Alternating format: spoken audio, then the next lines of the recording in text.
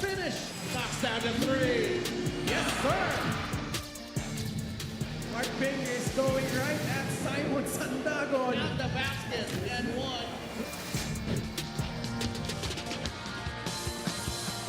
We're still live at the Alonte Sports Arena in Biñan, Laguna for the third and the main game of our triple header here in the 2026 MPBL preseason invitational. We have the Bataan Risers trying to get their second win of the season right here in Biñan. Then they'll be going up against the home team in our Biñan Mega Wagi.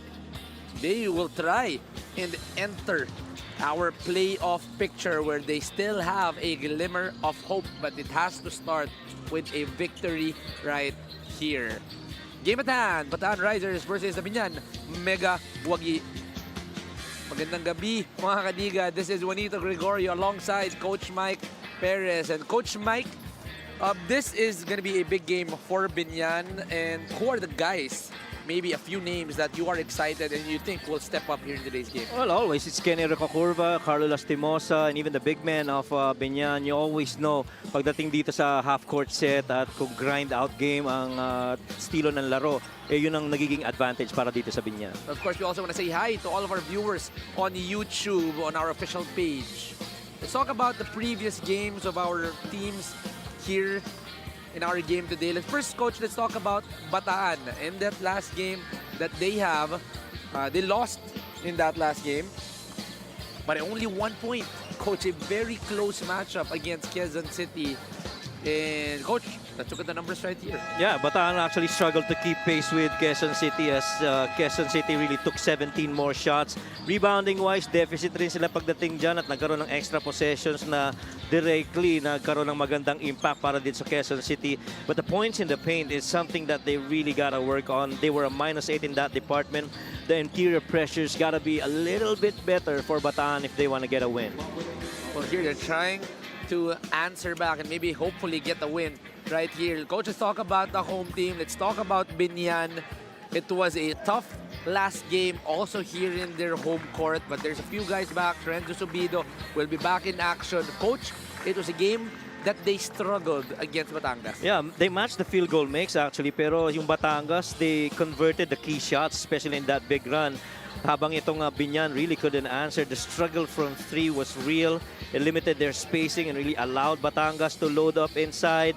They gotta make their free throws and they gotta let a lot more help from the bench, to which they were a -16 in that department, which really swung the death battle in terms of bench roster in favor of Batangas in that win. Well, this is going to be the last and main game here in today's triple header. Let's return it over to Miguel Perez. The starters first. 4-1 Bataan Risers, Kamaya Coast.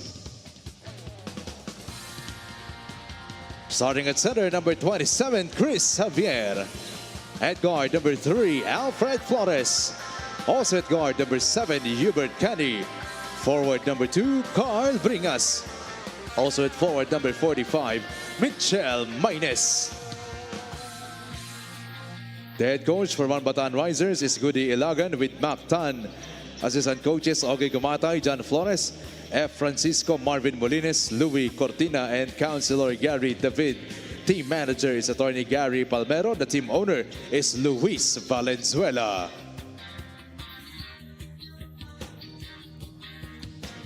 And now for your Biñan Tatakchel Pist Motorcycle Tire Mega Wagi. Starting at center, number 24, Kristen Big Boy Hernandez. At guard, number 8, Bam Lopez. Forward, number 88, Kenny Roca Curva. Also at forward, number 4, Warren Bonifacio. And at one guard, number 0, Pamboy Raymundo. Head coach for Biñan Tatakchel is Boyet Fernandez. The assistant coaches, Gino Manansala, Gino Manuel, Eliazar Cabototan, Mac Cardona, and J.R. Manansala. Team managers, John Ray Gagnola and Ruel Condo. LGU partner is Mayor Jel Alonte with Ruben Tan and Monching Talisayon. The team owner is Sajid Año Nuevo. Referees for the small game, RJ Castroverde.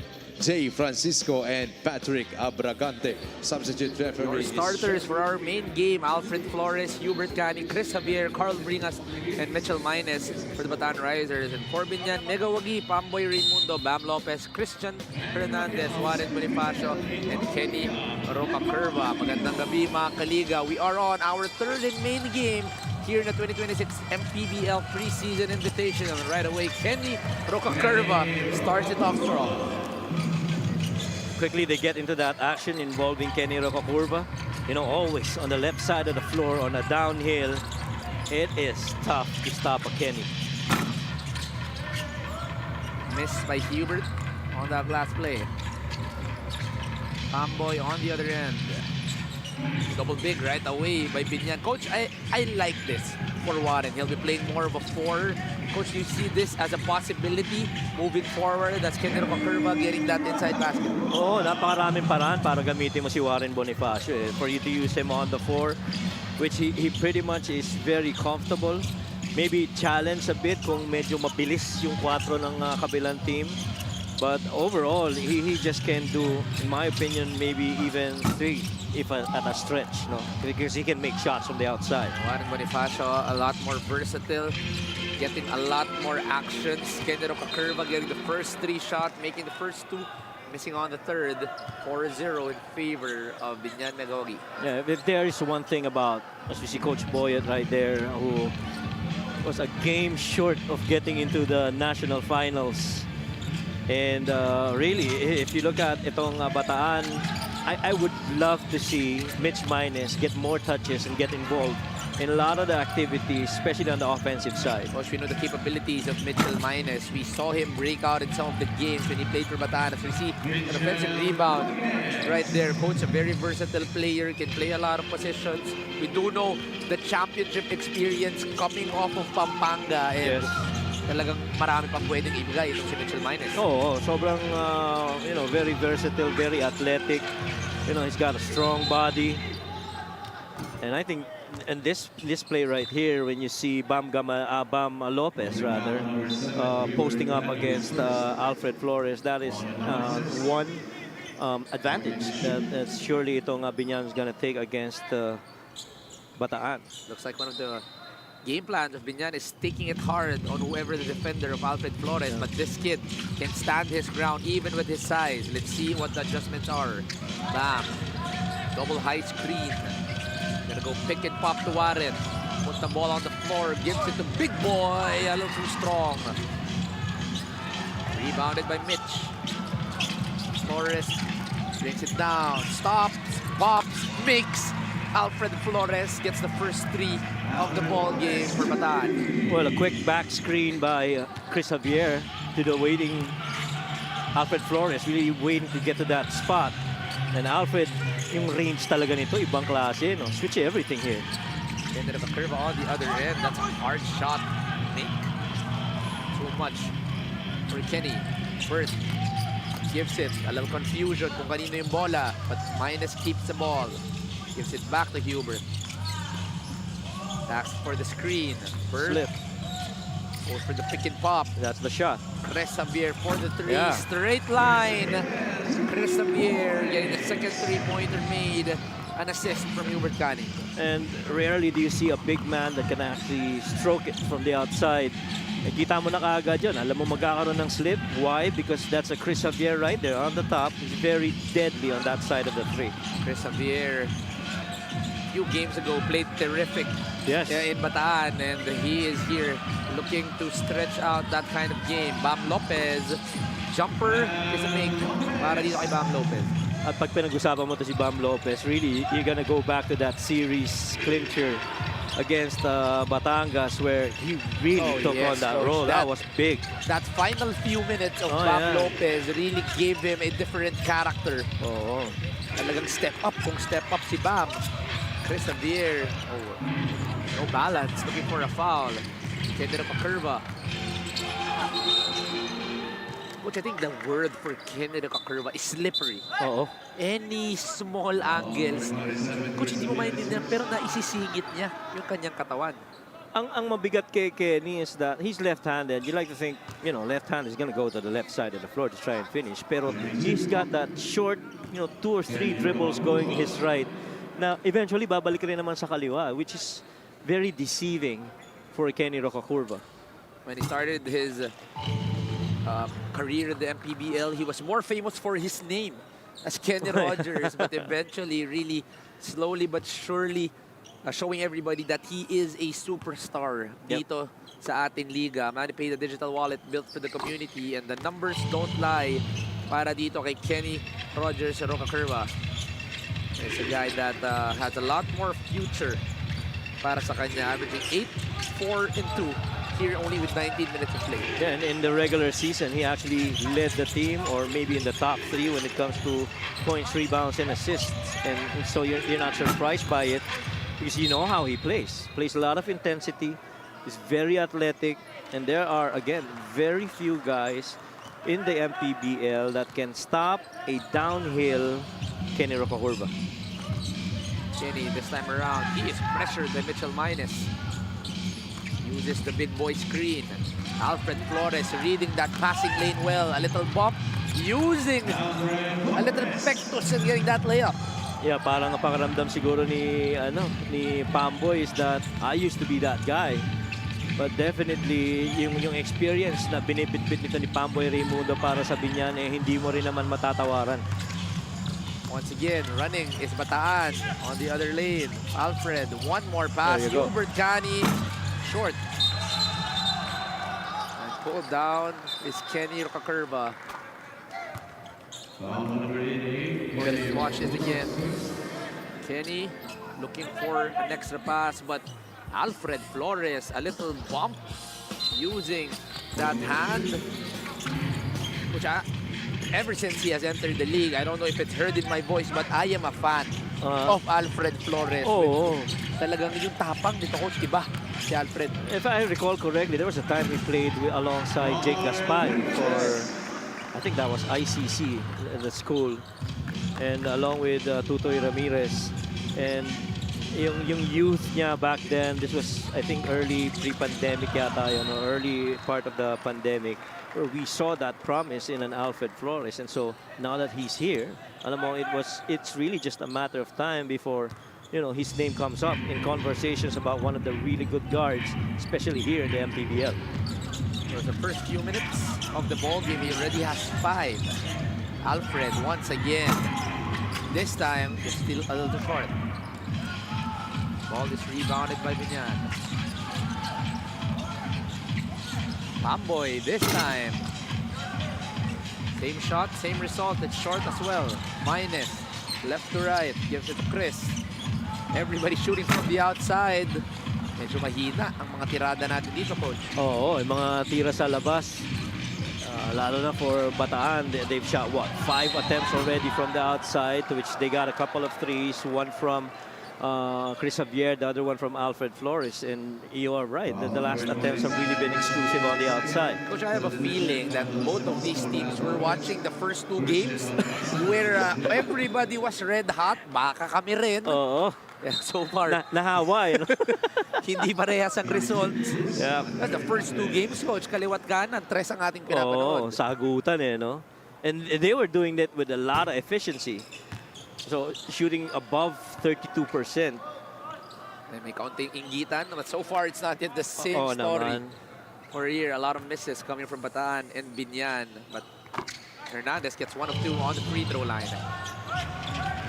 Balagasay now on the floor for Bataan. I'm excited with the picks of Bataan, coach. This is a very deep lineup of bigs that we see. Alfred Flores now, a little too long this time. You have Balagasay, you have Javier, you have Gabawan. Yes. Coach, ang lalim ng mga bigs nitong Bataan. Oo, totoo naman yun.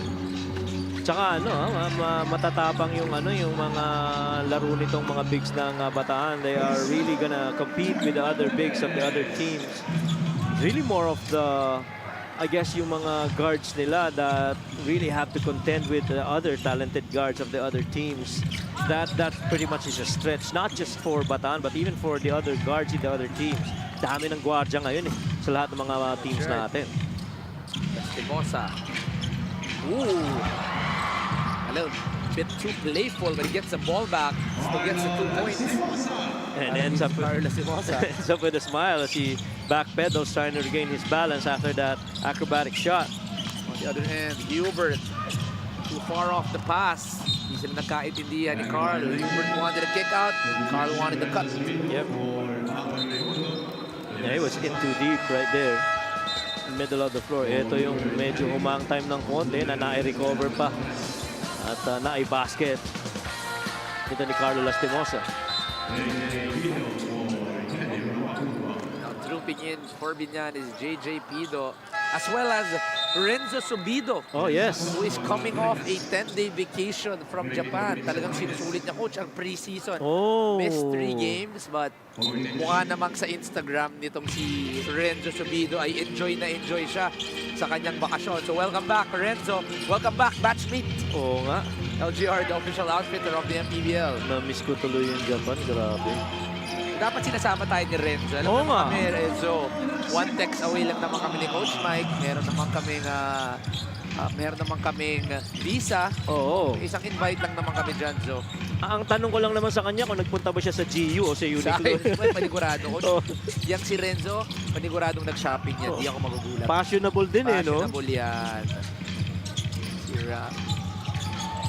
Sazon on the drive, quick hands. Very hard to do that against JJ Pido, one of the best pressuring guards that we have. Lastimosa off the fade. Lastimosa with 4. Going right side of the floor. Does it very smoothly. Ito si Carlo Lastimosa. And you know, once he understands it's a chase for space, he first locates it, gets it to a stop, then elevates on a fade. Doesn't look easy, but when you have the talent of Carlo Lastimosa, it's still gonna get you to 17-12 in favor of Biñan.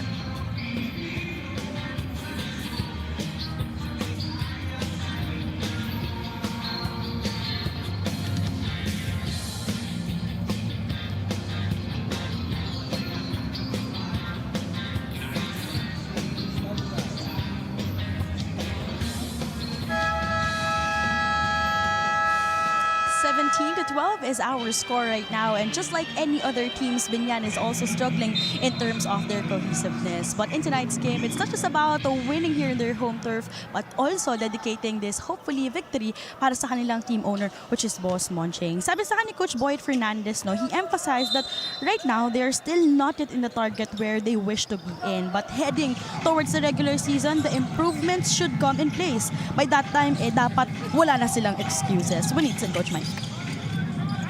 Well, Coach, this is one thing. Thank you for that, Daphne. This is one thing that I like about the coaches. Coach, there is no panic in their faces. Yeah. There's no pressure. Alam mo, marami silang sinusubukan. I'm actually looking at each and every coach. The emotions are the same. Yes. And we do know that we have a really good number of coaches dito. And, Coach, it's a good way for them to learn. Oo, totoo naman yun. And also to be able to, I guess in a way, scout their opponents in the regular season. I'm sure when they went up against Batangas, they realized that, see a 3 right there by Carlo Lastimosa, they realized that this is a different Batangas team that we're gonna go up against. And clearly, the expectation for Biñan is no less than a national finals appearance, and maybe that to get that title this season. Back-to-back threes from both teams. One from Lastimosa, one from Sazon. And na, Coach, ang pinag-uusapan natin, when one starts to get hot, everybody follows through. Back-to-back threes for both teams. Oo, and you know, a couple of threes made by Bataan. At pangatlo na yata yun, ano, kay Bes Sazon. Only 5-point lead for Biñan. Tutoy. Very good use of the screen. Able to use his body. Just a little too strong. Far versus 3. It's the big who puts the ball on the floor. It's a floater. And who would believe that is a center hitting the basket for you? The things that you get out of a Mike Mabula. Grab the defensive rebound, push the ball. If there's nobody right in front of you, be the one to make the decision. There's a reason why this Biñan team is very excited for the addition of Mike Mabulak, and that is exactly why you just saw the reason. Yeah. Tsaka, you can only imagine especially later in the postseason where that really is the goal for Biñan. You're working up a Ping, Mike Mabula, and then eventually maybe, I don't know, have Jmar Gimpayan underneath. Those three guys are gonna be tough coverages for any team for that matter, because Ping is strong, Mike is very experienced, and a lot of activity on the side of Jmar Gimpayan. Coach, you still have big boy pa, Christian Hernandez. You want to stretch out the floor, Coach. KG Canaleta will Warren be there, and Bonifacio. Warren Bonifacio. Yeah. Size will not be a problem. No, it's not. Obviously, para dito sa Biñan, another opportunity. Santos, a little too cold here at the start of the ball game. Game of runs, Coach. 7-point lead for Biñan. Yep, and you know, the three-point shooting caught up later in the quarter, and the different guys really trying to figure out momentum for this game, trying to get a good rhythm. Carlo did his thing, Kenny Rupapurba did his thing, Alfred Flores as well.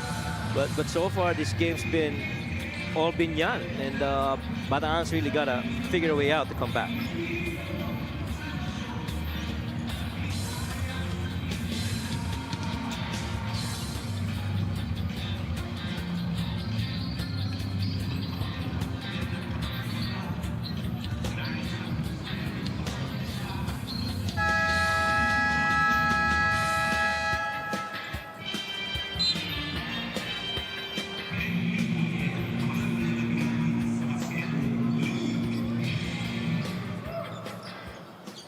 Carlo Lastimosa's last game, even though it was a loss for Biñan, he still played well, Coach. 12 points, 2 rebounds, and 4 assists for Carlo. Yeah, he set the tone early with confident attacks and on-ball creation. 18 minutes of action, 5 of 11 from the field, 1 of 5 from 3, 1 out of 1 from the free throw line. And I guess that's really what you get out of a Carlo Lastimosa, the scoring and setting the tone for Biñan. Carlos Somoza, one of the leaders para dito sa Biñan. Santos gets the 3, missed 2 free throw, missed his putback, but to start the second quarter, an early 3 for Jeff Santos. I'd like Jeff to be in the regular season to be more intentional when he takes his 3. Somehow in certain games, parang nararamdaman mo na alam mo, nandun siya sa spot niya, pero he's second guessing himself. No, you know he's so much better than that. And his mechanics of taking shots, his activity of, running and hunting for his shots, that's got to continue. Coach Bataan got deeper in terms of their bigs, but it's still the same wings. They actually take out Dom Vera, so there will be a lot more opportunity for Jeff Santos to actually step up. Oo, and ang mahalaga niyan is ang dami rin kasing mga teams na nagpalakas na sa guards and wings, no? O kanina yung Mindoro, man, that's a heck of a roster of wings. And so if you're gonna match up against those kinds of teams, especially if you head into the playoffs, and you gotta be aggressive as well on your end of the floor every time you get that opportunity. Jeff Santos, so far he is averaging only 3 points, already tying his averages. But Coach, we do know the capability of a Jeff Santos, so we hope that he actually steps up in the next games. No question about it. Can he score? The big answer is yes. But he's got to do it with more regularity and with a lot of confidence. Just like how, these guards that they have coaches. That's right. Coach Mac, and then of course, Coach Ogie. What a floater right there by Jmar Gimpayan. One of the tougher shots to challenge for Biñan. Jamil Gabawan stretches out the floor from the middle. Late on the closeout is Jmar Gimpayan. Getting the 3 is Jamil Gabawan. And right now, if you look at how Jamil Gabawan and Chris Javier have been taking 3s with a lot of regularity, there's a change in the manner of offensive attack for Bataan. They would want their bigs to get those 3s. That's already going to be 3-pointer number 5 for Bataan. 15 of the 22 points coming from the outside para dito sa Bataan. And they're shooting at a very good clip. That's 50% on 5 of 10. Gimpayan gets the first. Waray Gimpayan, 1 of 2. Offensive rebound by JJP though. Mark Pingres Coach Jason Ballesteros, I forgot, is still with Biñan. Yes. So that adds to the plethora of bigs na meron tong Biñan. Oo nga naman. Renzo getting the foul. 2 free throws para kay Renzo Subido. But the first thing that Renzo Subido spoke after that foul got called, you know what I saw? I read lips. He said, "Arigato gozaimasu." Na medyo, coach, medyo nag-adapt na pala si nag-adapt Renzo. na. Arigato gozaimasu. On that 10-day trip. Biglang naging Japanese Naging citizen. Japanese citizen na pala. Itong aking kaibigan na si Renzo Subido gets the first. But coach, I think he is one guy, extreme ang subok at kompletong appliances brand ng Pilipinas. I think he's one guy that they were looking for in that loss against Batangas. Yes. That energy guy, that guy who can score off the bench. We saw the struggle offensively of Biñan in that last game. Yeah. And I clearly have memories of itong si Renzo Subido when he was playing for Lourdes with his dad. You know, he was just a young kid then, and we were going up against their team. And kita mo na agad yung promise until eventually I think he transferred to Sobel and UST. And you always saw that level of high IQ basketball, which I'd like to think he also took from his dad. Obviously, of course, shout out Coach Henry. Coach Henry, yeah. He's watching right now. Jeff Santos. Jamil. Pressured by JJ. Coach JJ has been making life miserable for any of the offense. Oh, and when you talk about the scrappy guard, that name's got to be on top of the list. It's JJ. Oh, Shorten the my. pass. That is the action that Coach Mike loves all the time, shortening that offense, and well-played high-low by Biñan. It always puts you in a disadvantage on the defense because you wouldn't know where that ball's going to go. And if you short it, you get it directly to the guy who's cutting.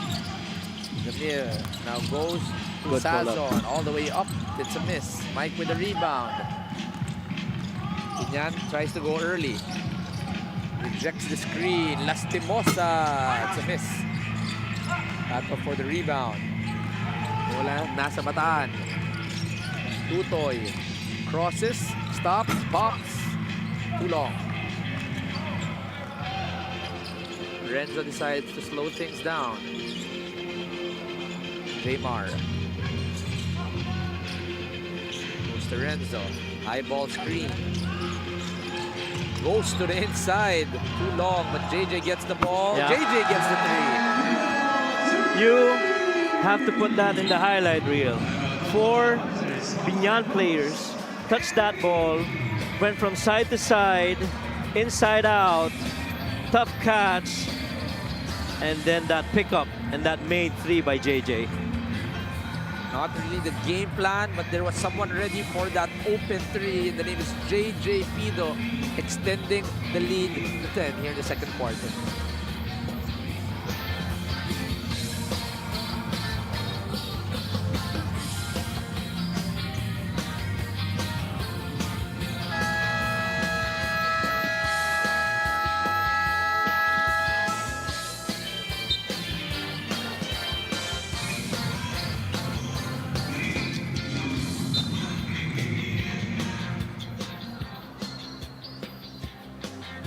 Full crowd here in Biñan. You see the shy smiles dito sa Biñan. Medyo natatakot na sila, coach, from the experience sa Caloocan. Hindi, mahihain lang talaga kami mga taga dito sa Bandang Laguna. All right. All smiles, coach. It's always a good crowd. Si Posidel pa ko yung tinuturo. Kasalanan ko raw. Ba't nahihain mo? Ikaw kasi ang nagsabi na code play, kaya napatanggal sa Yung kamay, sa no? kanyang kamay. Oh. Pero, you know, we were actually really very surprised at that happened. That was the first thing that came to mind. Pero at least nakabawi naman siya sa Hopefully dulo. okay pa sila. Okay pa naman Shoutout siya. din kay Ken Pangilinan. All love, all love. All love. I miss you, Ken. Alfred Flores being pressured by Renzo Subido. Kicks it out. 1 second on the shot clock. Nai-release. Yeah. Oh! Dante Baguio. Coach, it's been red hot. 6 out of 11 from 3 is Bataan. He's gonna get you quality minutes, is Dante Baguio, because, you know, syempre marami na ring mileage pagdating sa laro, but he definitely can hit those shots whenever available. Good read by Jamil Gabawan on that pocket pass. Alfred putting on the gas. Too short. Bola nasa Biñan. 4 versus 3. Now it's Renzo's turn to push on the gas. Takes it over. Goes to JJ. Goes to Mike. Hindi nagmamadali ang Biñan. 10 seconds on the shot clock. Same action. Damian Lasco. Too long. No warm-up yet for Damian. Yep. But he is also one guy that Coach Boyet can actually hold on to when it comes to scoring. Travel. Puts the ball on the floor. Travel on Jamil.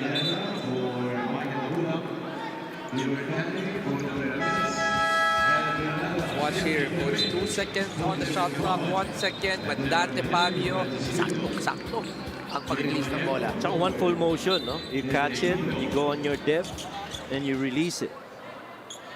Coach Dante Pagio, not really the youngest. Talk about not being the youngest guy in the bid. There you go. On the court, will be given some minutes. This is going to be a good matchup. It's like watching Air 21, Gary David, and KG Canaleta at the floor at the same time. This is going to be exciting. Well, this is what you come for. You know, seeing Gary as well as KG. Of course, the shooter and the former dunk champion. There has to be a moment where there will be a one-on-one between these two, because these two are Philippine basketball legends in their own ways. Oh, yes. Gary versus KG. They go to Hubert. Defended by Nick. Flip. Good hesitation coming from Hubert. Off the fade. Goes in and out. Dante Pagio. It's a miss from Dante. Damian. It's a ball on the floor. KG. So much space. That ball spin. Just so much para dito kay KG Canaleta. Power on that wrist. That's one part of his game that he really added later on in his career. And he does have that really good release from 3. It's gonna be a big threat para dito kay Biñan. They go to Jopet. Takes the handoff. A little in and out. Could not get a handle of that basketball. Coach, ang dami na natin pinag-usapan ng bigs. May Jopet Soriano. pa pala. May Jopet Soriano pa. Oo nga. Parang hindi na uubos. Meron ba bang tinatago ang Biñan dito? Oo nga eh. Manipay the digital wallets built for the community. But there's still Mike Maestre though. Oh, that's right. God. But Mike plays a little bit off the 3 and Off the the 4. three, right. So hindi naman masyadong... But dami very ko. serviceable pagdating sa paint, no? A lot of names for Biñan. They go zoom. Go to Jopet. Hilo is not available. They want to go post on Nick. Goes up against Hubert. Hubert standing his ground. Good help coming from Chris Javier. Yeah. Chris was already right there on the baseline side, understanding that Hubert was not going to allow that middle attack. And so you really got to protect the baseline drop step. 32-25. Still a 7-point lead para din sa Biñan.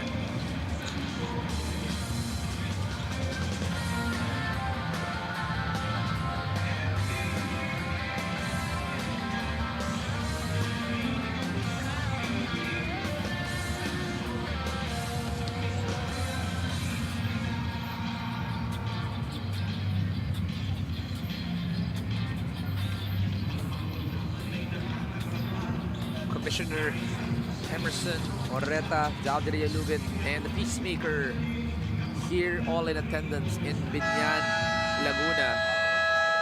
Of course, our crowd enjoying our matchup today. They're coming off a loss, so I'm sure that everybody is excited for Biñan to get a win. Yeah, especially with kung ano yung naging finish nila last season. I'm sure a lot of the Biñan fans are really looking forward for their team in the national finals. 32-25 still in favor of Biñan. Bata, matanda, dito sa ating Alonte Sports Arena. Caballero gets the ball in. Goes one-on-one against Dante. Spins baseline.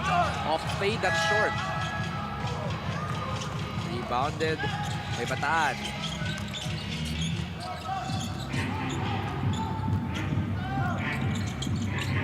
Pagio, go to Gary.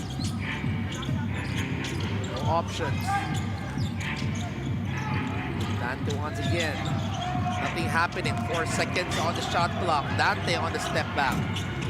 It's a miss. Not the best offensive sequence. Coach. Yeah, well, really good defense by Biñan. 0 paint touch in that sequence for Bataan. That's going to be a travel.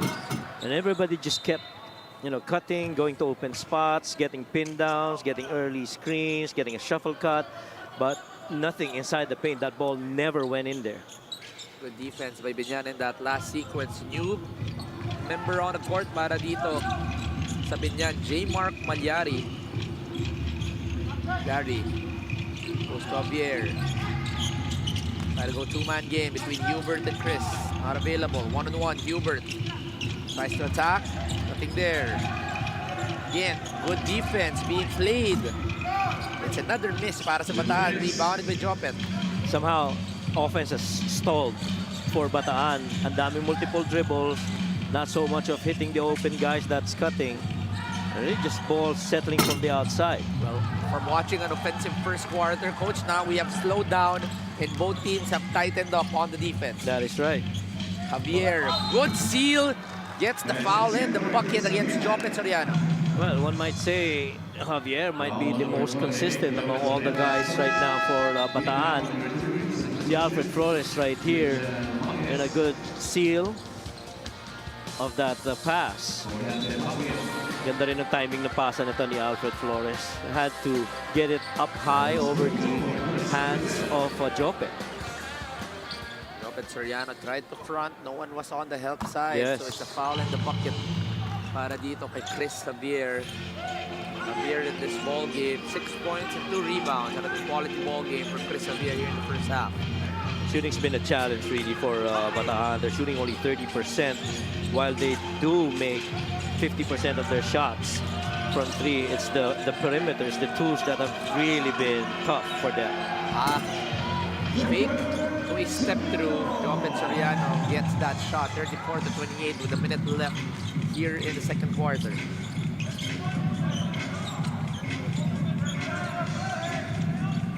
Gary David comes from the outside, challenged very well. Alam ni KG ang capabilities ni Gary. Hubert against Damian. Hubert Oh, man.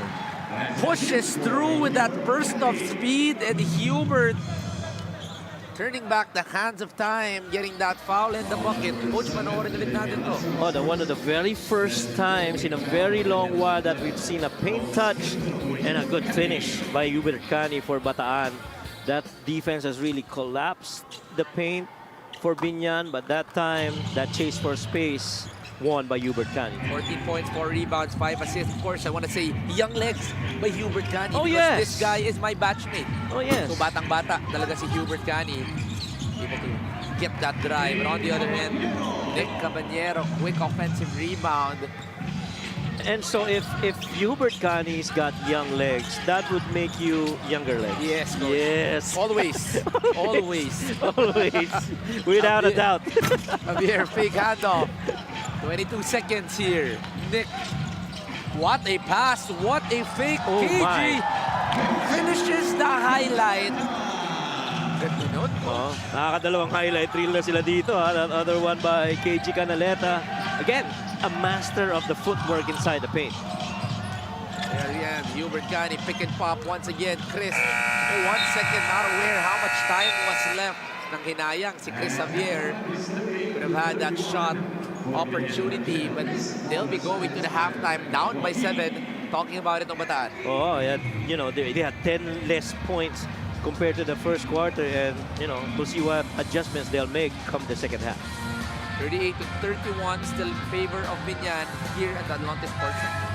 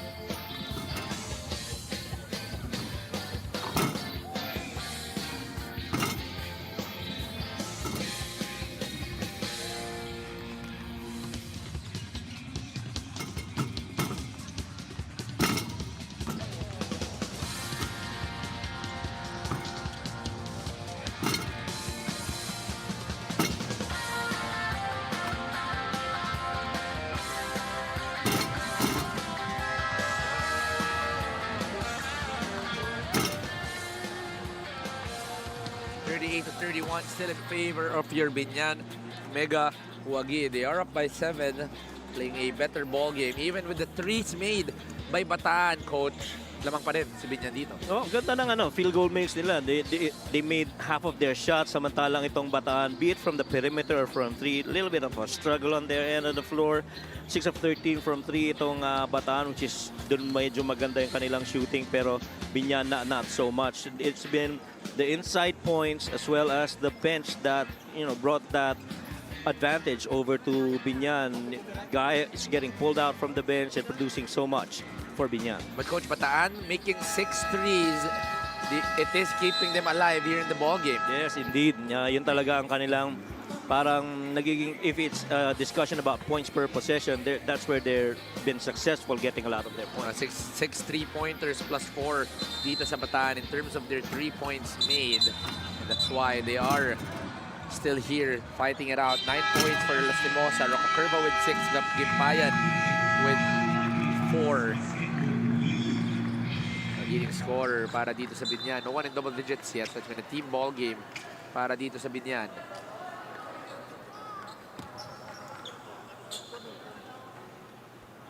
There will be no Robbie Darang in today's ball game, coach. He sprained his ankle yesterday, as I was talking with him just a few minutes ago. So a lot of opportunity para dito kay Alfred Flores, Hubert Cani, and Tutoy Ramirez to step up in lieu of an injured Robbie Darang. Yeah, more minutes for those guys, in my opinion. And why not? Somebody's got to step up to the plate in the absence of a Robbie Darang. Robbie, you get about good 20 minutes per game. Somebody's got to cover for him. Struggles continue from the outside. Only 2 made para dito sa Biñan in terms of them making the 3-pointer. Coach Boyet looking for more options on that offense.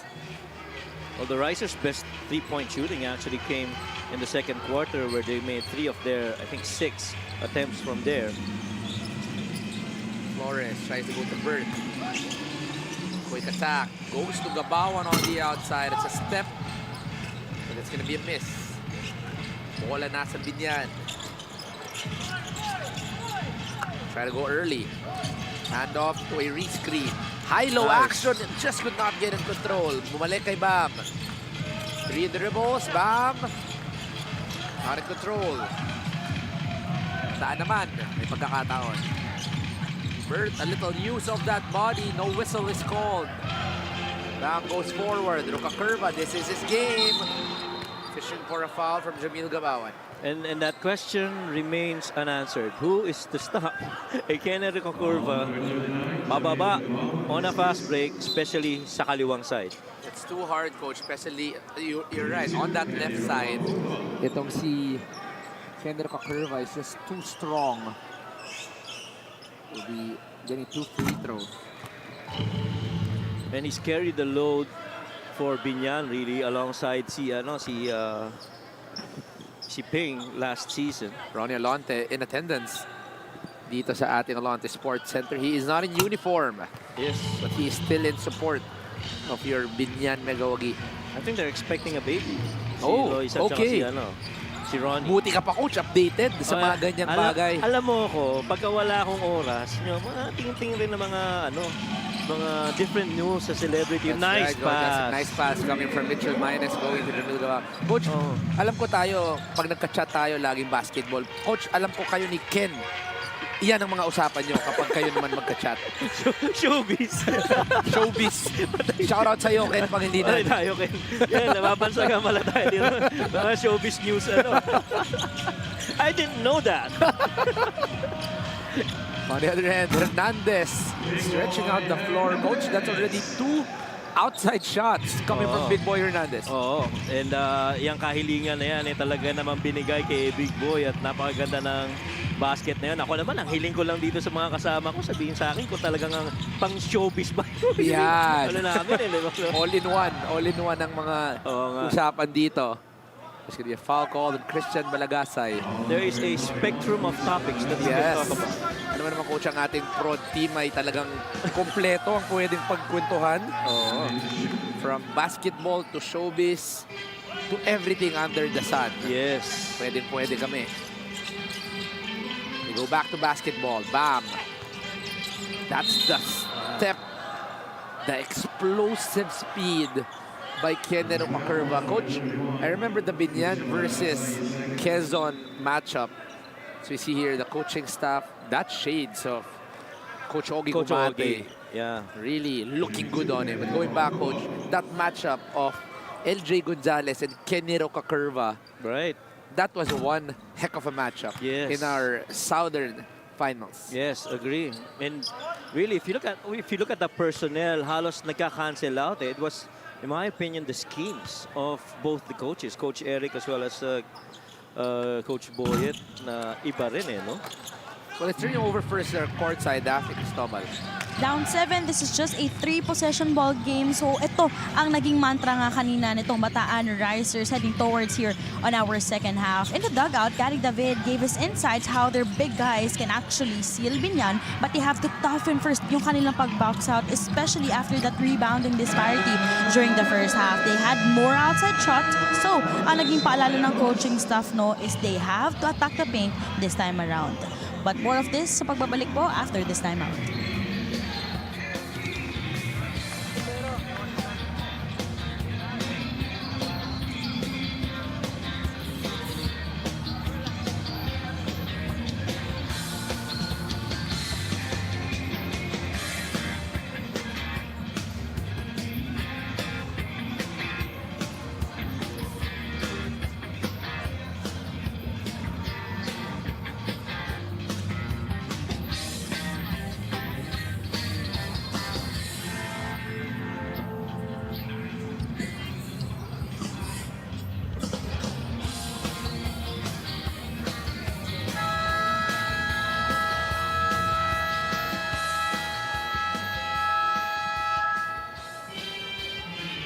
Full crowd here at the Alonte Sports Center.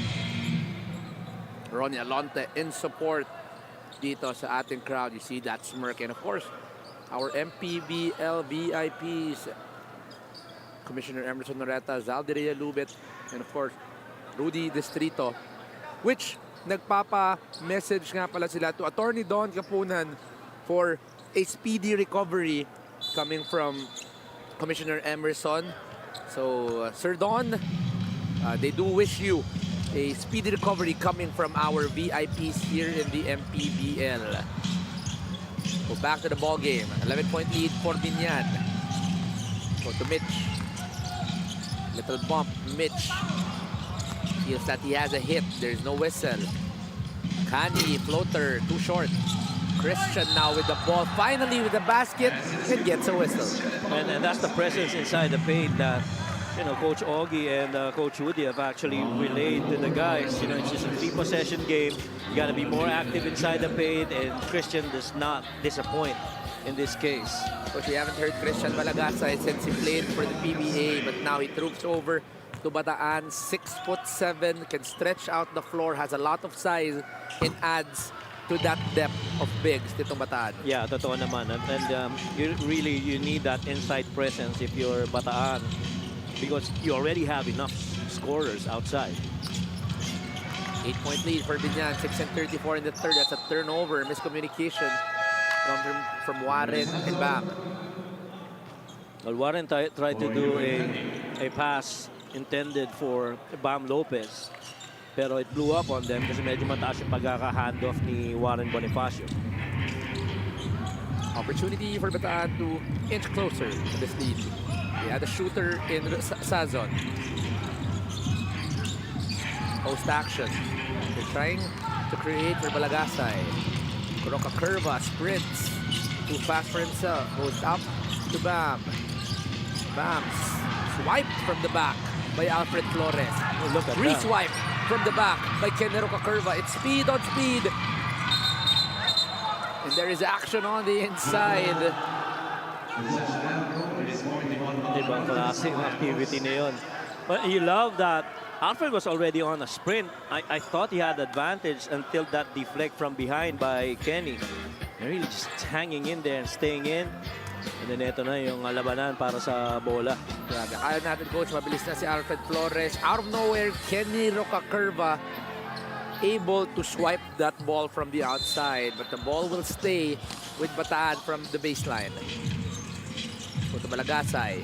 They really want to create for that post. Gabawan using his body.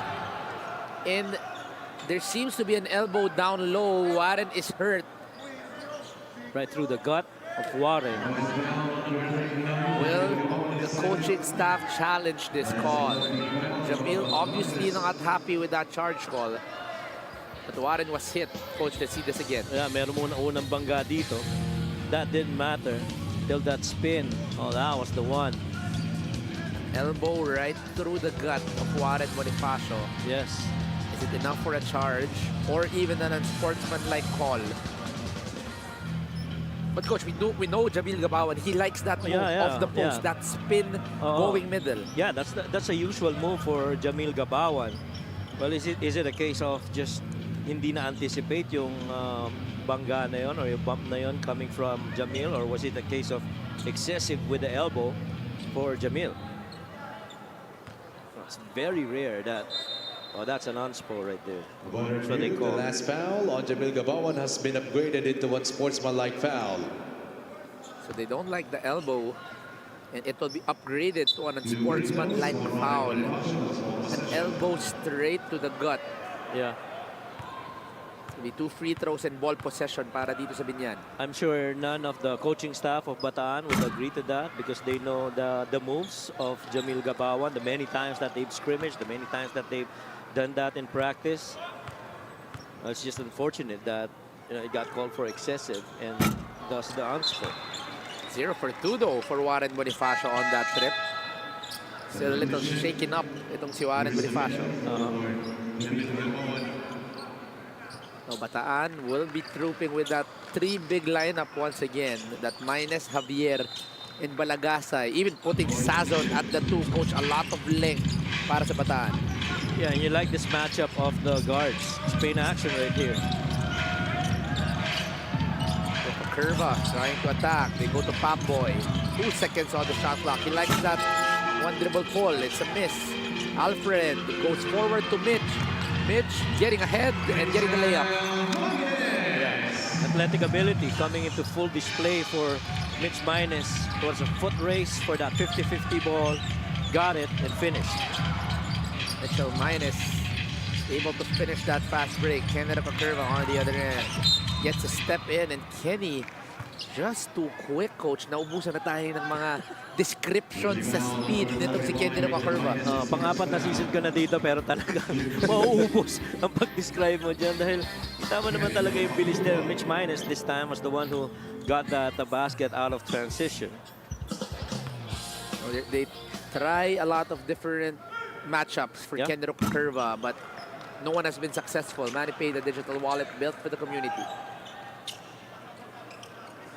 Coach Boyd Fernandez, Coach Gino Manuel, my very beloved. I'm sure Coach Gino will be watching this after. My coach for 2 years in UPIS, an assistant to Coach Alan Gregorio. So, Coach, if ever you are gonna review this, Coach, I truly appreciate you, Coach. Sana all may mga ganun taga-review, ha? Diba? Now go back to the ball game. Alfred tries to go to Sazon. Fade away from Sazon and using his shot up top.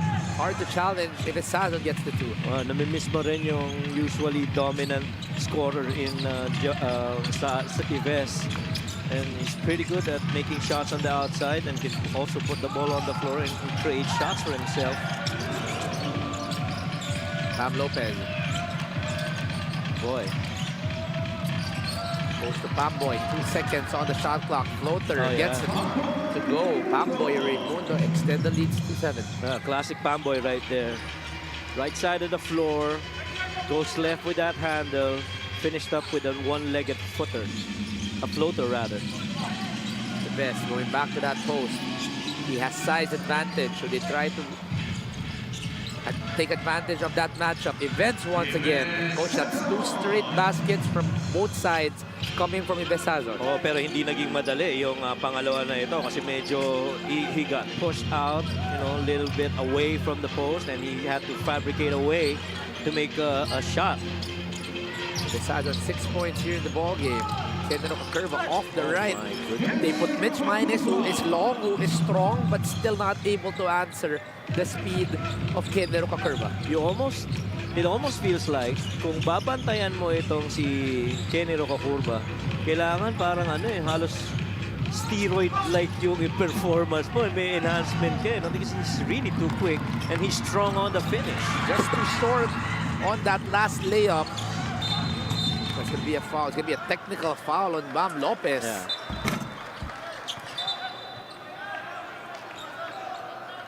Going to be a review here. And officials are discussing right here. Bam Lopez was on the floor. Tinapik pa niya yung bola. I don't know if that's good. I don't know what the call will be. Let's watch it again. Short on the layup is Kenny Rocakurva. Mitch was already able to get that rebound. There was no foul there. This is where the whistle will be. Oh, there is a foot. There is a foot. Yung kaliwang paa. Might be an unsportsmanlike call dito kay Bam Lopez. Former St. Clair player, Bam Lopez. Coach Boyd Fernandez. Coach, I do like to talk about Bam Lopez. We didn't see this much.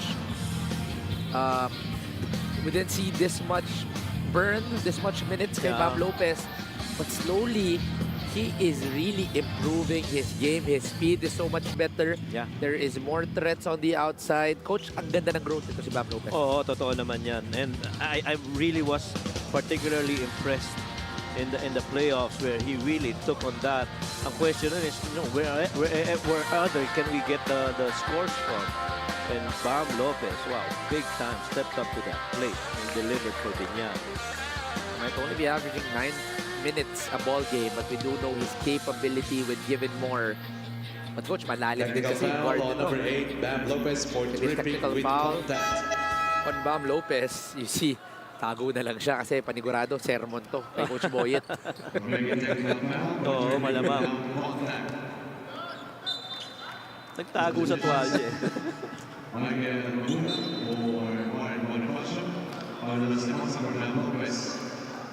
Yan, natawaran na lang tuloy siya ni Renzo Zuniga. Tingin ko bibigyan ng mga Japanese lessons ni Renzo. Wala kang KitKat mamaya. Sorry, missed though. A little too strong para dito kay Yves. That could have been an opportunity for them to cut further. This is still just a 2-possession game. Third quarter scorings, 11 all for both of the teams. Go back to where it started in the third. Up 7 is Biñan. They hand it off to Yves. Gives it to Tutoy. Tries to go two-man game. Rejects the screen. Drives left. Couldn't make the basket, but he will troop to the line for 2. Pero ibang klase yung depensa ng Biñan talaga. On that lane on the floor, there's really not so much space. The gaps are really plugged. And so, kung dadaanan mo yung depensa, lalo na yung corner defender, kailangan it's either mag-high rip ka, mag-low rip ka, get into your footwork, or a change of pace. Coach, I'm sure you watch Coach Boyet a lot because you're a Medista. Yes? Coach, is defense really the name of the game for Coach Boyet? Oh, without a doubt. I mean, the championships that we've won with him at the helm, and talagang nga namang walang kakurap-kurap. Ang sagot dyan is yes. Coach, I got to experience him in NLEX before the PBA D-League. And doon ko palang nakuha ng konting glimpse itong si Coach Boyet. But when I watched him in San Beda, it was really a different story. Getting a lot of championships for San Beda. Yeah. This time around, Bringas. Third game, Hubert. Gives it back to Tutoy. Push shot. Too short. Luis Xavier. Goes back to Tutoy. They're giving him the space. They want him to shoot. Yeah, you gotta take it. They go back to the post. 1-on-1 against Mike. Fader. It's gonna be a miss. San Beda versus JRU. JRU will win. Oh, yes. Pero kita mo kung gaano kaangat yung depensa para dito sa Biñan talaga. It has not been easy for any white-shirted Bataan Riser player to try and create against that defense. 49-44, only a 5-point lead para sa Biñan. Renzo goes down to Jmar, goes back to Renzo. Rescreen, rejects. Goes to Carlo, 8 seconds. No screen has been hit. Carlo, two-man game finds Mike Mabulak, but just goes out. Pagkakataon sa Bataan. Goes cross, Ives. Good recovery coming from JJ. Boy, that's the second time I feel that Tutoy Ramirez has passed up a shot. Ives, no, not passing up on the shot. Second chance opportunity para kay Chris. They go down low. Now that is a strength of Tutoy Ramirez. A point guard who can shoot from the inside. Oo, totoo naman yun. And he knows where that contact is coming from. He knows how to absorb it and to work around it. Tutoy Ramirez cuts the lead down to 3 here. Biñan loves that rescreen. They keep it alive. They drop it to Jmar. Short. Second chance opportunity. Good for Jmar Gipayan. If you keep on wondering kung sino ang titigil sa bilis ng isang Kenny Rocaurba, somehow you're also amazed at the inside activity of a very slim Jmar Gimpayan. That's right, Coach. Only 6'2" in height, but Jmar Gimpayan really offers a lot on the inside. Averaging 7 points and 5 rebounds a ball game. Yes. Tsaka yung offensive rebounding, yun talaga yung nagiging calling card nito ni Jmar Gimpayan. I mean, even in the early years that I've covered him, as quickly as it gets it. See that battle inside the paint, that feed over to Mike. Little extra action, and then Tutoy tries to stop it. NCAA pa lang siguro, Coach, nagkatapat na tong dalawa. So, physicality is not new for Mike Mabulak and Chris Javier. But Mike missing on the first free throw. At saka laki rin ang binibigay nito ni Mike sa kanila in terms of, you know, experience inside the paint. You almost like gain like another thing on your team. But he misses 2 on the free throw line right there. Hubert goes one-on-one against Carlo.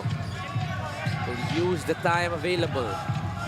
He crosses Carlo and there's a foul. That's only going to be team foul number 4. So next foul will be free throws para dito sa Bataan. Scoring has really slowed down here in this quarter. Might be the lowest scoring quarter amongst all of, you know, the ones that we played. Bataan winning by 2, 13-15. 2 seconds, 1 second. Hubert for 3. Just in and out for Hubert. Almost cut the lead to 2 there, entering the 4th quarter. But Coach, Bataan winning the 3rd quarter by 2. Yes, and a lot of their scoring has really come from inside the paint, nothing outside, and all because, you know, they've been relentless in attacking the paint since hindi sila makakuha ng punto sa labas. One might say the same for Biñan. Pero, you know, the number of attempts really more for Bataan in this quarter than it is for Biñan. Only 5 points para sa Biñan. We have a ball game. We are going to enter the 4th quarter, 51-46 in favor of Megawagi.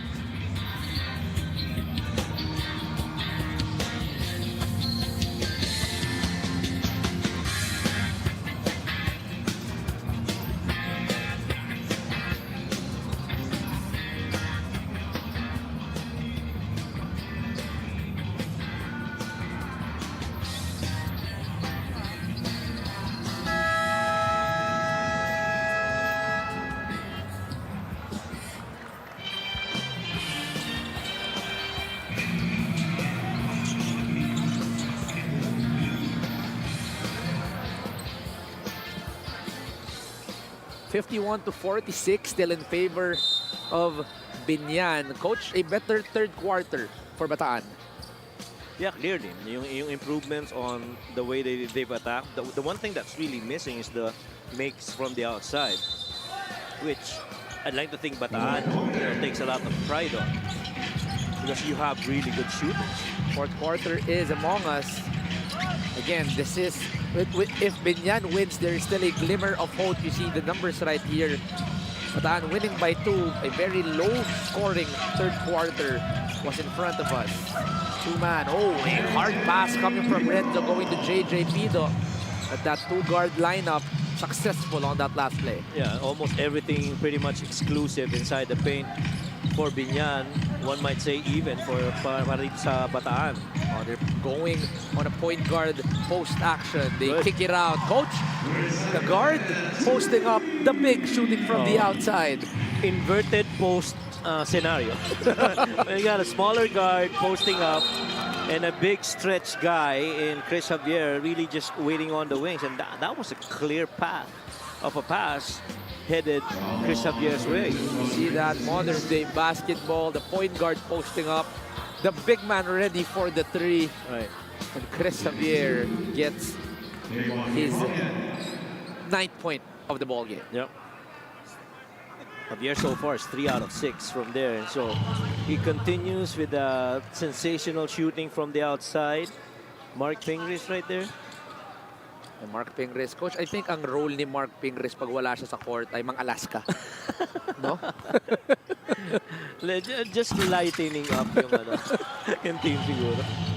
So nasa court, his role is to get the rebound, get the points. But when he's not on the court, kailangan lang niya mang-Alaska. Oh, Mang-asar. the lighter side of Ping. The lighter side of Ping. Tutoy goes back to the post. They've been successful with this action once again. Tutoy taking it into Renzo Subido. Post up, komportable rin talaga to si no? Tutoy Ramirez. No, he's not that tall, but he has a lot of size and a lot of physicality to be successful. But talk about successful, Carlo Lastimosa off that. Oh my! Ooh, Chris Javier challenged well by Carlo.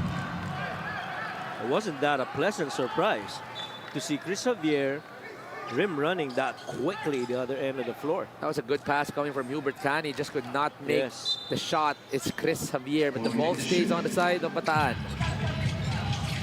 Tutoy goes out to Carl. Now this time around, Chris with the fake, just in and out. That's the value of Chris Javier. You hit him down on the low block. He can play with his back to the basket. You hit him on the wing. He also has that range. And I'd like to think itong season na to, talagang intentional na yung pagtira niya sa labas. He's not taking long twos. He's taking threes. Coach, I'm not gonna get tired of talking about this, but I love seeing Chris Javier healthy. We've had him a few years. He's in and out of the lineup because of a lot of injuries. Yes. But here in the preseason, Coach, Chris Javier looks healthy this season. Oh yeah, that is the intent, in my opinion, for the Bataan Risers. He is one of the primary pieces at the big man spot for the Risers. Gimpayan kicks it out to Carlo. Two-man game, fought over. Hubert staying in front. Good defense by Hubert. But there's gonna be a whistle right here. It's gonna be on Ives Sazon. Yeah. Oh, no, it's gonna be Hubert Gani. I think it's on the delayed help. Okay. Sorry, the delayed recovery from the back, but he fought over. Pero ang hirap ng pinagdaanan na yun ni Hubert. It was 2 screens. He had to go over twice. And the second one, definitely it's late. Normally, nangyayari dyan, yung unang screen mo, go under ka, pagka re-screen, saka ka pa-follow di ba? But this time, it's dalawang sunod na talagang hindi binitawan ni Hubert Cani. A for effort, but, still ends up with a foul. Coach Biñan loves this action. After a handoff or a screen, there's always a re-screen. Correct. How do you counter that? Well, it's tough. You gotta need help from the other side. I mean, somebody's gotta plug in and then rotate. One might say maybe a peel off. Really matters on the kind of philosophy defensively that you have for your team. Yeah, guards like Renzo Subido, Carlo Lastimosa, Kenero Kakurva, medyo mahirap depensahan yung action na to. But so far, they're still up by 7 here in the 4th quarter. But foul will be called. Ives will go for 2. Makes the first. Ives Sazon in this small game. 8 points. And the rebound, 1 out of 2. Not a lot of attempts coming from the outside, but the homegrown scoring better in today's game. This is on a second. Ido goes to Mike. Ooh, he uses the left. Short. Bringas gets the rebound. 6 lang ang lamang dito. Cani attacks. Uses the base. Goes corner. That's Extra pass. Oh, Tutoy. Not make it. Chris slips from the hand Coach, to your point, that could have been a shot for Tutoy. Yeah, that could have been a shot. Too long for JJ. Rebounded by Mike. Uses the right. Kaliwa o kanan. Mike always successful when he gets that space inside. Yeah, I do understand there's always that one more pass philosophy for these guys. Extreme ang subok at kompletong appliances brand ng Pilipinas. But when you're free, you gotta take it. This one too. Hubert from There you downtown. go. Hubert finally connects from the outside. Di makalayo-layo ang Biñan. There's always an answer coming from Bataan. Yeah, it's the same look actually that Tutoy Ramirez had. Pero itong kay Hubert talagang it was a decision to take it. Drop pass, no one was looking. Jamar, right place, right time. Jamar Gimpayan gets the 2. Oh, no one. Home on the side of Biñan. Well, they've done that twice or thrice already. They anticipate that the big man rotate on a rim run is going to be late. Maybe thinking that Mike Mabula might not come in on time to defend that. You know, Coach, what scares me is the death stare of Coach Boyet on every big man. If you saw him, Coach, death stare and kamot sa ulo, I don't think that's a good combination if you're a player of Coach Boyet. Yeah, definitely. It means, you know, depends sa tayo eh. We've always put a premium on that. There's gonna be another slip. 63 to 58, still in favor of Biñan, but this is only a 5-point lead. Tani tries to attack, but could not get in communication with Chris Javier. Chris wanted to go left, the pass was going right. Turnover para sa Bataan. Hubert might have been better off with Chris Javier drifting to the corner instead of rising to the elbow side. But the timeout is needed right here to slow things down, to reset and refocus. 63 to 58, still in favor. Biñan, Megawagi.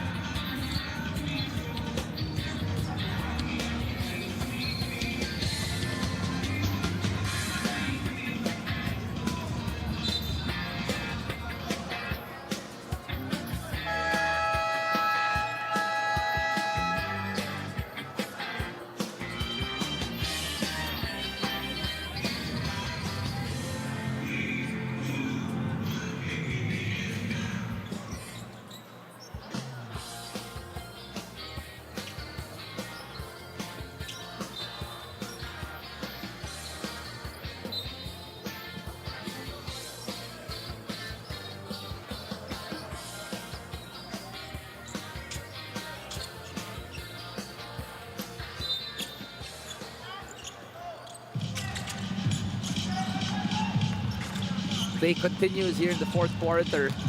63 to 58, up 5 is Biñan. Zoom action. Carlo drives hard, left to right, gets the finish. It's Carlo Lastimosa. Oh my, he's found a way to fabricate those shots. Not hindi madali but always going that right side of the floor, originating from the left. He's been successful. 65 to 58. Every time Bataan tries to knock, pinapalayo ng Biñan. But Hubert Cani, 5 points here in the fourth quarter. He's trying to take over. Hubert Cani refuses to lose. Staying active here, down only 5. Gimpayan open on the outside. Not a usual shot he takes. It's a miss. Tutoy trying to run. Run wide, you got Hubert on the other side. You want to go post to Jamil. There's a push. It's an obvious charge. They saw the advantage, but the pass was too high. So they were not that quick to get into their actions. Well, you got to credit the defense of Biñan, not allowing any opportunities for them to sneak in a quick action. Seguido troops to the bench here. J. Mark Malyari will add a lot of speed. It's a good matchup between him and Alfred Flores. Manny Pay, the digital wallet built for the community. Carlo uses the screen, finds an open Jamar on the roll, and they finally connect on that two-man game. Yeah, that started with a stagger. That elevator by Carlo. That drive and that finish. 7-point lead. Malagasay from downtown. And Christian Malagasay, well defended, coach, but he makes the three. Oo. Parang maganda pa yata yung shooting ng mga big sa three nitong Bataan than their guards. The bigs really stretching out the floor. Yeah. Mike. Ooh. Looks like it slipped his hand, pero sakto pa rin ang floater ni Mike Maestre. Oh, enough to make that shot. 6 lang to. Alfred rejects, goes back. Swings it over. Kani from the corner, in and out. I was gonna say that's one of the favorite spots of Hubert Kani. That right corner really is one of his favorites. Just in and out for Hubert, already halfway down. They go back to this horns action. Yeah, the flex right here.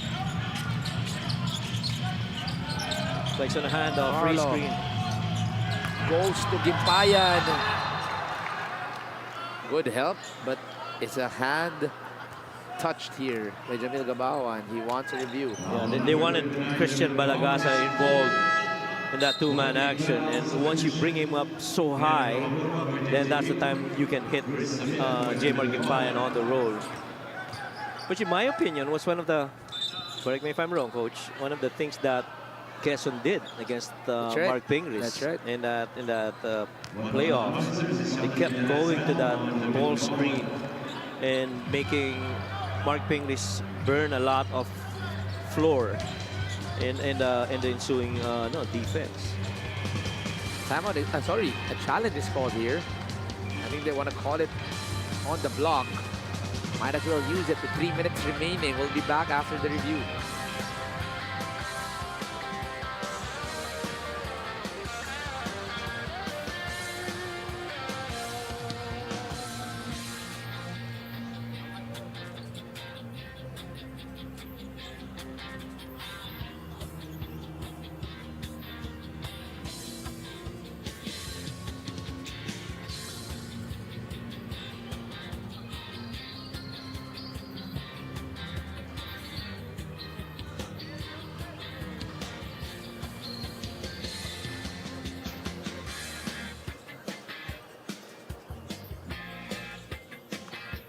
Upon review, the challenge was successful. There was no foul. Ball possession stays with It's a good Biñan. challenge on the side of Bataan. The challenge was successful.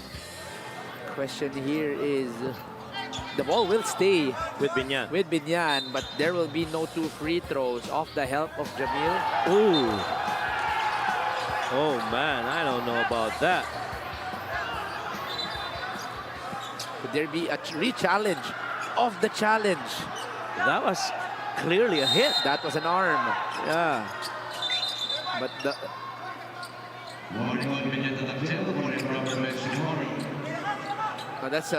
that is an unusual challenge to be successful for. Oh yes. But ball still stays with them, and Mike gets the 2, so it doesn't really matter. They extend the lead back to 8. Well, thankfully for Biñan, they got those couple of points back. And Coach Boyd still not happy with that successful challenge. Obviously, an arm was hit. Yeah. They go corner to mid. Back to Alfred. High ball screen with Chris. That's the pick and pop they like. Chris Javier. Favorite spot. That's a good line. Just a little too strong for Chris. Yeah. I think yung point of contention rin nila Coach Boyd is kung natawagan ng foul si Jamil Gabawan doon. Pang-apat na niya yun eh. They still have an 8-point lead here. Hubert pressuring Carlo Lastimosa. Almost a steal. They What go a back pass. to Mike. He likes that short roll. It's a miss though. 2 minutes and 13 remaining. Hubert trying to run. Mitchell minus. In and out.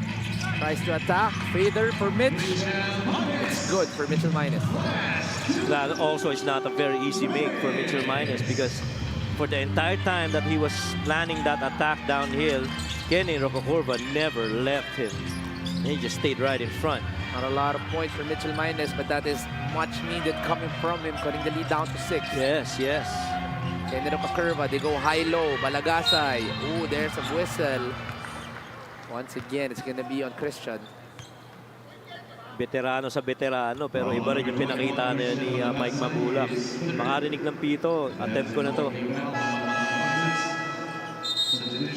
Coach Bataan could just not get the right mix of players inside that could get them closer. Oo. Yung merong magandang momentum ba para sa kanila? Well, dito mo mararamdaman the absence of, again, Robbie Darang, or may say even Chito Jaime. That's right. Chito Jaime, I forgot, is also not playing here today. Yeah, those guys can actually help out. Or might be a good time to reach out for Gary David and his hot hands. Oo. Oh, 0 out of 2 for Mike Maestre. Leaves the door open para dito sa Bataan.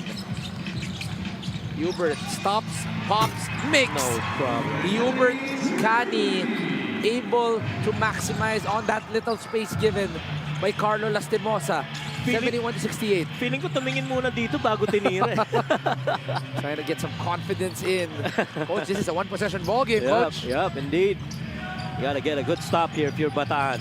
Kenny rejects the screen, goes to Mike. Cross court, Carlo trying to answer. Eye for an eye, foot for a foot.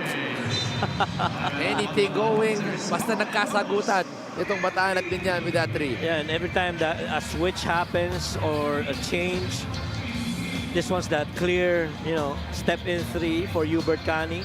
And then on the other end, the switches have really changed rotations, leaving that side of the floor, Carlo versus Hubert, to which Carlo won on a made 3. Walang iwanan dito sa Biñan, sagutan sa sagutan.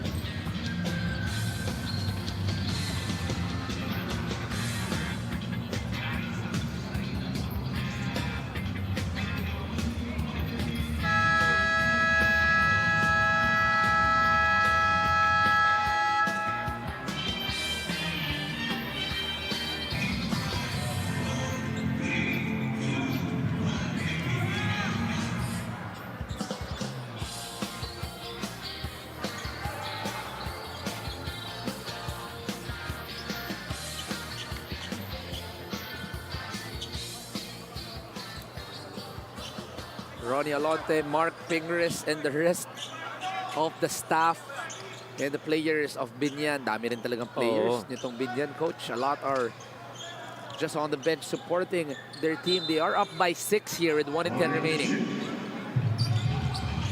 2-possession ball game. Up 6 is Biñan. Javier, confused with what the play is. They go to Christian. He has some space. A little to the left on that attempt. Boy, and they got Christian Balagasay that shot because he hit one earlier. And so they wanted to test him on that sequence. Actually, Coach, the execution was right. Just could not make the shot. Yes. Carlo, 2-man game. And that Carlo to J-Mar connection, Coach, here in the 4th quarter, that's been killing Bataan. Oh, tsaka yung timing ng slip rin nito ni J-Mar Gimpayan talaga eh. Well, actually, he said na madulas itong slippery ito si Kenny Roy Cocorba. Well, one might say the same for this guy, Coach. right That's here. right. That is a great comparison as well. Hindi ganun kadaling i-box out no?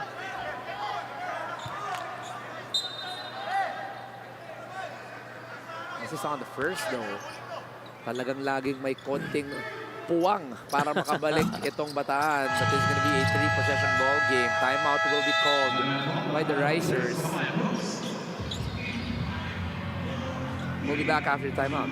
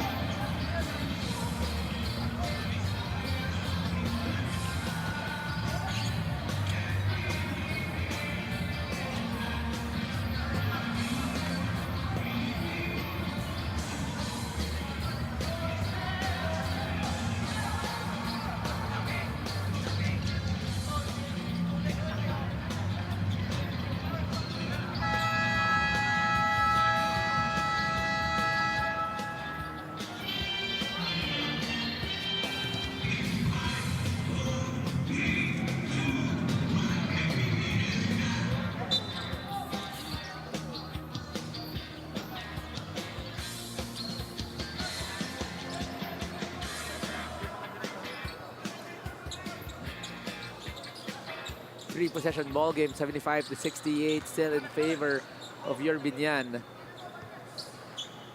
And time definitely not on the side of the Risers. You gotta need a quick score here. Let's see what the play is. They go elevator to Ives. 3 seconds in. That's a quick three. Just in and out. Buhay pa ang bola para sa Bataan. Too long as well. That's going to be a pull down by Ives. Will this mean 2 free throws for Jmar?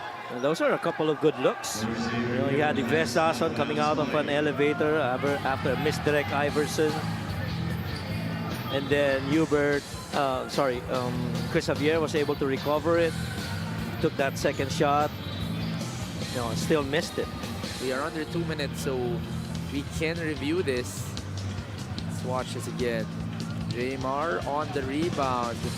There's actually a pull down. I don't know if there was a foul called on Ives. Yeah, may hatak nga ng konti dun sa kamay na yun ni Jmar Gimpayan. I'm gonna get a quick shout out to Myla Gonzalez and Alfie Gonzalez, the guys who brought us our little snack here. Oh, thank you. Oh, thank you so much. Yun ang gusto namin dito ni Coach Mike. Meron kami konting merienda. Oh. Ball stays with Bataan, so the foul will not be called. But the ball will stay with Bataan, right? Yeah. So no foul will be called on Ives Sason. There was a little pull, Coach, on the forearm. Yes. Pero yung out of bounds lang ang kanilang review. They need a quick score here. Hubert looking for a friend. Ball goes back to Hubert. Fader for Hubert. That's short. That might be it. That might be it. 22 seconds. They hold on to the basketball. Coach, very quick. What excites you for Bataan come our season? Well, the opportunity that, you know, they were able to explore here, you know, understanding the things that needs to be adjusted and to improve on. Definitely, one is Chris Javier knocking down threes from the outside. That's something that we didn't see from last season. And the potential of this trio of guards in Tutoy Ramirez, Alfred Flores, Hubert Cani, about 4 of them actually, including Robbie Darang. Biñan getting the win right here. Keeps them alive in that playoff race. Might be a very small line, Coach, but it gives them hope to get into the playoffs. That's right. And really now it would matter on, you know, computations in terms of quotient, you know, and teams that will get involved in there. Who has the best quotient will actually get number 3. And Biñan will win after a 16-point loss. But Coach, one guy stepping up in terms of scoring, in terms of giving that basketball, Carlo Lastimosa. Yep, 18 points in 22 minutes, 7 of 13 shooting, 2 out of 3 from 3. Perfect from the line, had 3 assists, and really just overall timely shot making for a Carlo Lastimosa. Carlo Lastimosa getting better statistics, needing that win for Biñan right here. Stepping up big time, and Carlo Lastimosa, one of the leaders in today's game. But with Carlo Lastimosa now is Daphne.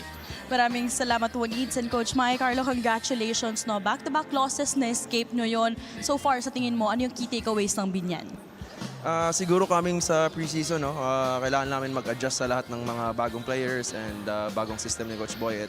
Hindi naman lahat bago eh. So, yun lang. We have to build on this win and get ready for the season opener ngayong April 10 daw. So, of course, birthday din ni Boss Monching ngayon. And sa tingin nyo, saan kayo mag-celebrate right after this big win? Waiting lang kami pero kahit anong walang celebration or meron, happy birthday kay Boss Monching namin. Sobrang papasalamat namin sa'yo, Boss. Kung wala ka, wala rin kami dito sa team. Sa mga sponsors namin, Catman Barbers, Overbreak, Kohesa, 6ix9ine Pong, Biñan Tatak Gel, Mega Wagi, Beast Motorcycle Tires, sa wife ko si Leia, si Winter, sila Yaya sa bahay, and lahat ng sumusupport sa Biñan. So, thank you so much for supporting us. Once again, Carlo, congratulations for being our best player of the game. Walids, Coach Mike. Thank you, Daphne. Thank you, Carlo. Happy birthday, Sir Monching. And hopefully, you are having a great day, Coach. we look at our standings right here. Yeah, and it gets very interesting in Group A. There might be a chance for a triple tie involving, I think, Batangas, Jensan, and Mindoro. Oh boy. That's going to be very exciting. Although on our Group B, Quezon is already assured of the number 1. San Juan is assured of the number 2. And Caloocan is assured of that number 3. So it's all about experiencing their last games. But tomorrow, we are not done. We have our games at the Pasay Astrodome in Pasay, Zamboanga versus our D-League team. Batangas versus Abra, a great one, coach. Battle for number 1 in our second game. And then in our last game, San Juan versus Pasay. Maraming salamat mga kaliga. 3 games in our triple header, all done here in Biñan, the city of life. We'll be back for more tomorrow. Itong MPBL, ang Liga ng Bawat Pilipino.